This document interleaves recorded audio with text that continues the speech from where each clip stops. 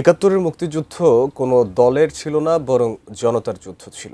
এই মন্তব্য করে অস্থায়ী রাষ্ট্রপতি হাফিজউদ্দিন আহমেদ বলেছেন, স্বাধীনতার চিন্তা শেখ মুজিবুর রহমানের মাথায় ছিল না, বরং তিনি রাজনৈতিকভাবে মোকাবেলা করতে চেয়েছিলেন। শুক্রবার সেনানিবাসে এক অনুষ্ঠানে তিনি দেশের গণতান্ত্রিক ব্যবস্থাকে কেউ যাতে ধ্বংস করতে না পারে সে আহ্বানও জানান। বিস্তারিত মনিরুল ইসলাম মিন্টুর রিপোর্টে। বাংলাদেশ মুক্তিযুদ্ধ কোর্সের কমিশনিং ও ফেলোশিপ ডে উদযাপন উপলক্ষে কুর্মিটোলা গলফ ক্লাব মিলনায়তনে আয়োজিত অনুষ্ঠানে যোগ দেন অস্থায়ী রাষ্ট্রপতি ও বীর মুক্তিযোদ্ধা হাফিজউদ্দিন আহমেদ বীর বিক্রম। সঙ্গে ছিলেন তিন বাহিনীর প্রধান ও মুক্তিযুদ্ধ বিষয়ক মন্ত্রী সহ রণাঙ্গনের মুক্তিযোদ্ধারা। সকল শহীদদের স্মৃতির উদ্দেশ্যে মুক্তিযুদ্ধে সেনাবাহিনীর অসামান্য অবদানের কথা স্মরণ করেন অস্থায়ী রাষ্ট্রপতি। বলেন, সে সময় ইস্টবেঙ্গল রেজিমেন্ট বিদ্রোহ না করলে দেশ আজও স্বাধীন হতো না। আমাদের মিথ্যা কথা বলারও কোনো প্রয়োজন নেই, কাউকে কোনো অযাচিত কৃতিত্ব দেওয়ার প্রয়োজন নেই। আমরা ইতিহাসটা সঠিকভাবে লিখিত হোক, এটাই আমরা চাই।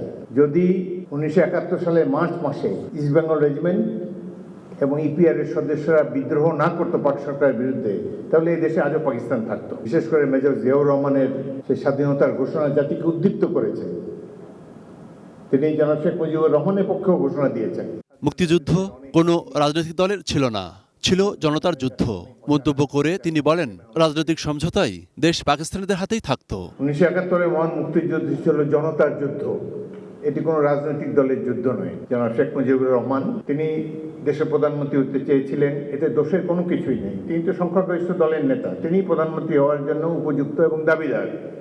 স্বাধীনতার চিন্তা তাদের মাথায় ছিল না, সেই জন্য তিনি বললেন, সৈনিকদের কিছু করার নেই, আপনারা ক্যান্টনমেন্টে ফিরে যান, এটা আমরা রাজনৈতিকভাবে মোকাবেলা করব। এই হলো প্রকৃত সত্য আর কি। রাজনীতিবিদদের ব্যর্থতার কারণে 50 বছরেও মুক্তিযুদ্ধের চেতনা বাস্তবায়ন হয়নি মন্তব্য করেন তিনি। দেশে যেন আর কোনো স্বৈরশাসক চেপে না বসে সেই আহ্বানও জানান অস্থায়ী রাষ্ট্রপতি। এই দেশে যেন আর কোনো স্বৈরশাসক সৃষ্টি না হয়। আমরা আমাদের সরকার বদলাবো, সরকার যদি ভুল করে তাকে সংশোধন করবেন, কিন্তু গণতান্ত্রিক ব্যবস্থাটিকে কেউ ধ্বংস করবেন না। আমাদের রাজনীতিকদেরও অনেক কিছু শেখার আছে।